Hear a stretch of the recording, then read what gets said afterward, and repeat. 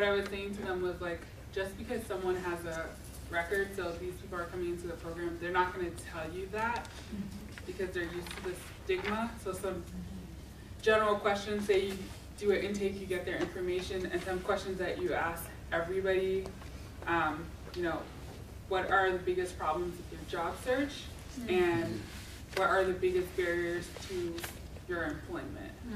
So that's like a general question where at that point some people will share, some people will not. Yeah.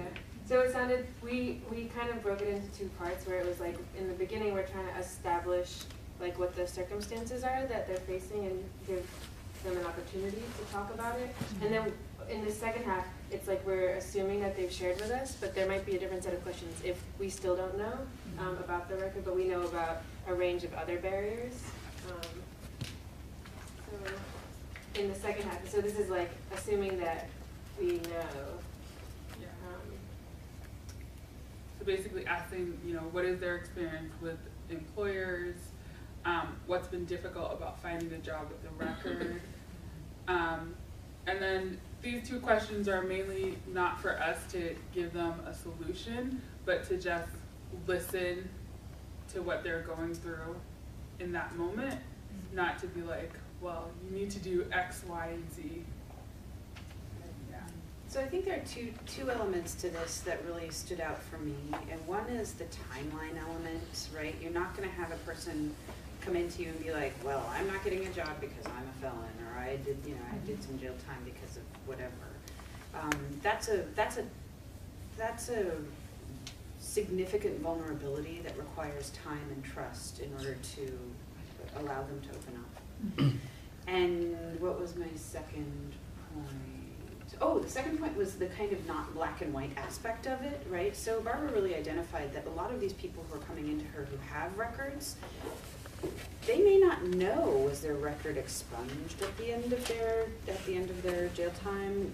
You know, what were their actual charges? What is it that's going to come up on a query? Like, so there's a lot of like kind of gray zone there, and their own knowledge and kind of understanding and ability to process and own that is really, it's not just kind of like Hollywood black and white. It's really kind of messy, and I think allowing them to talk about it in a safe space and tell their story might allow them to own it a little bit more and develop strategies for approaching employers and talking about it. And I think there are practical steps you can take after, but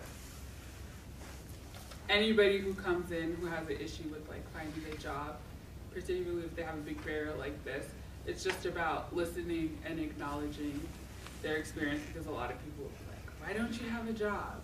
I know someone who has a record and they have a job, why don't you have a job? And listening, and after this, maybe like problem posing, that's when you can move on to the practical things like finding out what their record is, and trying to help them coming up with a list of places that hire felons. So those are all practical solutions that you have, but maybe you might not do it kind of like in the serials, the skits that you had this morning. You might not do it in the first, second, or third meeting. Be like after they've been able to express their issues.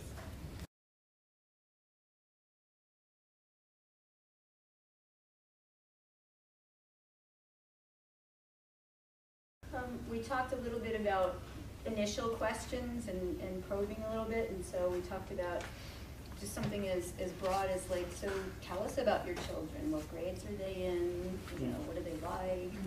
What school is it? And then maybe asking for an example of exactly like what's really bad, what is frustrating you so much. And something that we talked about that we really liked in the second scenario that Penn did was to ask if other people in the room also experience this, or if their experience is different. So kind of gauging, finding the pattern, but also not assuming that this is a ubiquitous experience. We also talked about suggesting parents who are going through situations help other parents who are going through similar or the same situation, just to like have that support there and. Yeah, and we also talked about towing the line between asking parents to produce the solutions for us, or just explaining all of the resources to them without even seeing what they need. So trying to make it into more of an exchange and less of asking them what they want us to do, or just saying, here's all the things we can do, making it more of a conversation. And then as one of the intro questions, since they were kind of coming to us to talk about the lack of quality, we wanted to ask them to brainstorm what quality would look like. I think a question that came up in the quality of schools group that really like stuck with me was like, okay, so what does quality mean to you? Because we talk about like the problems and all the things that are wrong with it, but like stepping aside from that, so like what does your ideal look like? And like let's work towards that too. Yeah, so drawing out the vision. Yeah. Yeah, visioning. Sorry, not to put words into your mouth. Yeah, no, that's a really interesting point, because in some ways, like when we frame it as problem posing, then the logic of that is that we're really focusing on just sort of the negatives or the problems or what's going wrong, and there can actually be a big part of it that's around drawing out people's vision, what they want to see. Sometimes when you're doing problem posing, like from the other side, like you're the teacher, it's not that I don't want the students to, determine the cause of the problem in general and say that they can't do that, because some people can, but a lot of times it's a tool for me because I can be like, this person doesn't have a good perspective on their behavior, but I feel like that's probably not the intention the way it's labeled here, right? That you're supposed to help this person, or by asking these questions that the person's gonna understand how they apply to them, they're gonna see the cause of the problem. Right. I just feel like my real life experience, that's not necessarily Not true. the case. I don't want to be negative, I'm just. Yeah, no, I mean, and part of what I hear in what you're saying is that sometimes asking people what the issues are isn't necessarily only about learning about the issues, but also what their perspective is on the issues, how they understand the problem. And then we have to make assessments based on that as a facilitator. She was saying, in my job, I have to fill out this form, and this is how we get funded. And I think there are real barriers to operating from this perspective, from organizational perspectives that are maybe easier to overcome when you're kind of an organic group of parents coming together or neighbors who are trying to talk about a problem. But when we're, most of us, might work in an organization that have kind of procedures that are driven by, something, and so it might be worth thinking kind of just long term, and maybe not in this class, but like, how do you use this, this thing to get at how you deliver your services in your organization, or how you address problem solving from the union perspective, or from SEC's perspective, or something. Absolutely. Yeah, I mean, almost all of us were not going to find ourselves very frequently in situations where, we have no external constraints. Yeah. For that reason, like the pure vision or articulation of what popular education is definitely relies on sort of that assumption that we can really just allow people to solve their own problems and develop their own ideas. And in reality, a lot of us are working in organizations or institutions where there's certain kinds of constraints, and it's like that question of how do we hold those responsibly as a facilitator and think about how we can push those limits.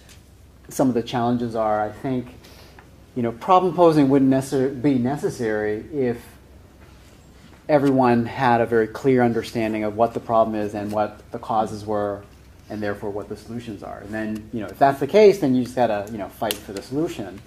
But I think there's so many issues that we all have to work on and that our communities are grappling with, where those causes aren't immediately apparent, or people blame themselves, right? Or people blame, they aren't looking for deeper causes necessarily. Like I'm thinking about the MBTA issue.